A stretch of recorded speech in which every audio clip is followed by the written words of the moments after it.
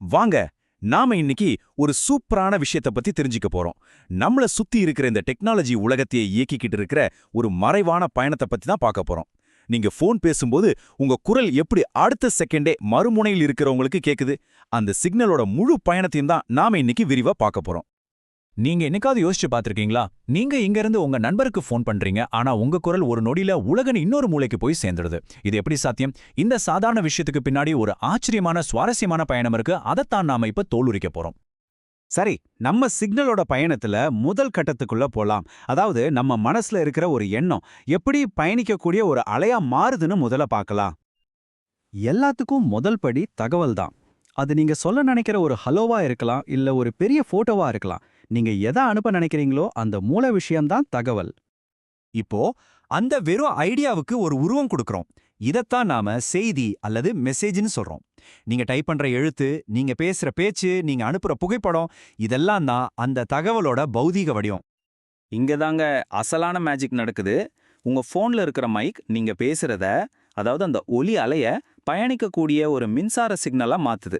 இதுதான் சிக்னல். இப்ப நம்ம செய்தி இந்த உலகத்தையே சுத்தி வரதுக்கு தயாரா இருக்கு. இதுதான் நம்ம சிக்னல் போக போற ஹைவேன்னு சொல்லலாம். தகவல் மூலத்துல, அதாவது நம்ம கிட்ட இருந்து புறப்பட்டு டிரான்ஸ்மிட்டர்ல பயணத்துக்கு தயாராகி சேனல்ங்கிற பாதை வழியா போய் கடைசியா ரிசீவரை, அதாவது அடுத்த முனையில இருக்கிறவங்கள போய் சேருது. இந்த 4 படிகளை தான் நம்ம பார்க்க போறோம். சரி, இப்போ டிரான்ஸ்மிட்டர் செய்யற ஒரு முக்கியமான வேலையை பத்தி பார்ப்போம். அது பேரு தான் மாடுலேஷன். நம்மளோட தகவல் சிக்னல் ரொம்ப பலவீனமானது. அதால ரொம்ப தூரம் பயணிக்க முடியாது. அதனால அதை ரொம்ப சக்தி வாய்ந்த அதிவேகமா போற ஒரு கேரியர் அலை மேல ஏத்தி விடுறோம். இது ஒரு பார்சலை வேகமா கொண்டு சேர்க்கறதுக்காக ஒரு விமானத்துல ஏத்தி விடுற மாதிரி தான். சரி, எதுக்காக இந்த மாடுலேஷன் பண்ணணும்? இது ரொம்ப முக்கியம். ஏன்னா இதுதான் சிக்னலை ரொம்ப தூரத்துக்கு திறமையா கொண்டு போகுது. உங்க ஃபோன்ல இருக்கிற அந்த சின்ன ஆன்டினா வேலை செய்யறதுக்கே இதுதான் காரணம். தேவையில்லாத இரைச்சலை எல்லாம் குறைச்சு உங்க பேச்சு தெளிவா கேட்க வைக்குது. எல்லாத்துக்கும் மேல ஒரே வேரத்துல ஆயிரக்கணக்கான சிக்னல்கள் ஒரே பாதையை பயன்படுத்த இது உதவுது. இதனால தான் ஒரே டவருக்கு கீழே ஆயிரக்கணக்கான பேர் ஒரே சமயத்துல ஃபோன் பேச முடியுது. இப்போ நம்ம சிக்னல் பயணத்துக்கு ரெடி ஆயிடுச்சு. ஆனா அதோட பயணம் அந்த சுலபமா இருக்காது. அது போக போற பாதையில நிறைய எதிரிகளும் சவால்களும் காத்துக்கிட்டு இருக்கு. இந்த சேனலுங்கிறது நம்ம ஹீரோ. அதாவது சிக்னல் தாண்டி போக வேண்டிய ஒரு சவாலான பாதை. அது வானத்துல போற ரேடியோ அலையா இருக்கலாம், இல்ல கடலுக்கு அடியில போற ஃபைபர் ஆப்டிக் கேபிளா கூட இருக்கலாம். பாதை எதுவா இருந்தாலும் சரி, ஆபத்துகள் காத்துக்கிட்டு தான் இருக்கு. நம்ம சிக்னலுக்கு 3 பெரிய எதிரிங்க இருக்காங்க. எதிரி நாய்ஸ், அதாவது இரைச்சல். மின்னல் மாதிரி இயற்கை விஷயங்களாலேயோ இல்ல மத்த எலக்ட்ரானிக் சாதனங்களாலேயோ வர்ற தேவையில்லாத சத்தம் அது. 2வது இன்டர்ஃபரன்ஸ், அதாவது குறுக்கீடு. இது பக்கத்து வீட்டு டிவி சத்தம் நம்ம ஃபோன்ல கேட்குற மாதிரி. 3வது டிஸ்டார்ஷன், அதாவது சிதைவு. நம்ம சிக்னல் அதோட உண்மையான வடிவத்தை இழந்து உருமாறி போடுறது தான் இது. இது ஒரு சிம்பிளான பிசிக்ஸ் விதி தாங்க. நம்ம சிக்னல் எவ்வளவு தூரம் பயணிக்குதோ அவ்வளவு தூரம் அதோட சக்தி குறைஞ்சிக்கிட்டே போகும்.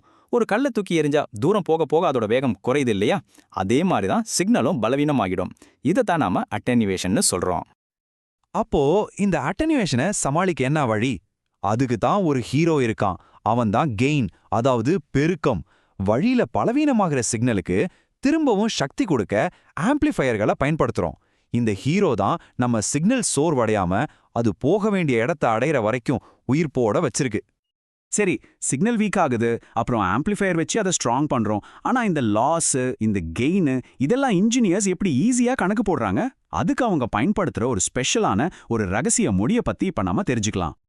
ஒரு சிக்னல் ஸ்டார்ட் பண்றப்ப இருக்கிற பவருக்கும் அது போய் சேரும்போது இருக்கிற பவருக்கும் மத்திய கொஞ்சம் சமயம் 1 பில்லியன் மடங்கு வித்தியாசம் இருக்கும். யோசிச்சு பாருங்க, அவ்ளோ பெரிய நம்பர்ஸை வச்சு எப்படி கணக்கு போட முடியும்? பெருக்கல் வகுத்தல்னு போட்டா தலை திரிஞ்சு போயிடுது. இதுக்கு ஒரு சுலபமான வழி இருக்கா? அதுக்கு தான் ஒரு சூப்பர் தீர்வு இருக்கு. டெசிபல், சுருக்கமா டிபி. இதோட சூப்பர் பவர் என்ன தெரியுமா? ரொம்ப கஷ்டமான பெருக்கல் கணக்குகள் எல்லாம் ரொம்ப சிம்பிளான கூட்டல் கணக்குகளா மாத்திரும். இதுதான் இன்ஜினியர்ஸ் பயன்படுத்துற ரகசிய மொழி. இப்ப இந்த ரெண்டுத்தையும் பாருங்க. இடது பக்கம் இருக்கிற அந்த கஷ்டமான பெருக்கலை பாருங்க. இப்போ வலது பக்கம் பாருங்க. எந்த சிம்பிளா கூட்டல் கணக்கா மாறிடுச்சு. இதுதாங்க டெசிபல் பண்ற மேஜிக். வேலைய நம்ப முடியாத அளவுக்கு இது சுலபமாக்கிடும். இது ரொம்ப சிம்பிள். பாசிட்டிவ் டிபினா கெயின், அதாவது சிக்னல் ஸ்ட்ராங் ஆகுது. நெகட்டிவ் டிபினா லாஸ், அதாவது சிக்னல் வீக் ஆகுது. அவ்வளவுதான். ரொம்ப சுலபம் இல்லையா? சரி, நாம தனித்தனியா பார்த்த எல்லா விஷயத்தையும் ஒன்னா சேர்த்து ஒரு உண்மையான சிஸ்டம் எப்படி வேலை செய்யுதுன்னு பார்க்கலாமா? இங்க பாருங்க, முதல்ல நம்ம சிக்னல் ஒரு ஆம்ப்ளிஃபயருக்குள்ள போகுது, அதுக்கு +15 dB சக்தி கிடைக்குது.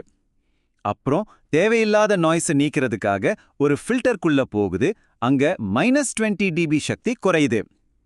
கடைசியா இழந்த சக்தியை திரும்ப பெற இன்னொரு பெரிய ஆம்ப்ளிஃபயருக்குள்ள போகுது, அங்க அதுக்கு +35 dB சக்தி கிடைக்குது. அப்போ இந்த மொத்த சிஸ்டமோட கெயின் என்ன? ரொம்ப சிம்பிள், வாங்க கூட்டலாம். 15 அதிலிருந்து 20 கழிச்சிட்டு அப்புறம் 35 கூட்டினா நமக்கு கிடைக்கிறது +30 dB. பாத்தீங்களா, எந்த ஈஸி, மொத்த கணக்கையும் ஒரு சின்ன கூட்டல்ல முடிச்சாச்சு.